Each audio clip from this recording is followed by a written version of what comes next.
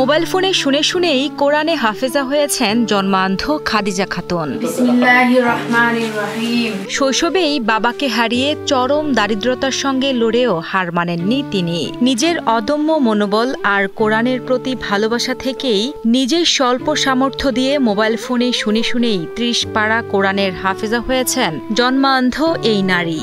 আমি জন্ম থেকে দুনিয়া দেখতে পারি না, মা আমাকে টাচ মোবাইল কিনে দিল, সেখানে আর কি এমবি ভরে ওখানে সাজ দিয়ে 1 পারা 2 পারা করে নামে আনিয়ে মুখস্থ করলাম। তবে এই আলোর বিপরীতে তার বাস্তব জীবন ছিল ভীষণ কষ্টের। লালমনিরহাট সদর উপজেলার চিনিপাড়া গ্রামের বাসিন্দা খাদিজা খাতুন স্বামী মাহাদি হাসানকে নিয়ে সংসার করতেন জরাজীর্ণ এক কুড়ে ঘরে। এরা মানবতার জীবন যাপন করত, সেটা আমাদের নেতা স্বচক্ষে দেখার কারণে তার নিজের এই মানবিক দিক থেকে বিবেচনা করে তিনি এইটা উদ্যোগ নেন। বিএনপির সাংগঠনিক সম্পাদক ও সাবেক উপমন্ত্রী অধ্যক্ষ আসাদুল হাবিব দুলু আরও জানান, এটি নিছক কোনো উপহার নয়, বরং মানবতার জয়। দৃষ্টিহীন হয়েও খাদিজা যেভাবে পবিত্র কোরআন হৃদয়ে ধারণ করেছেন, সেই অদম্য স্পৃহাই তাকে অনুপ্রাণিত করেছে এই জন্মান্ধ হাফেজা নারীর পাশে দাঁড়াতে।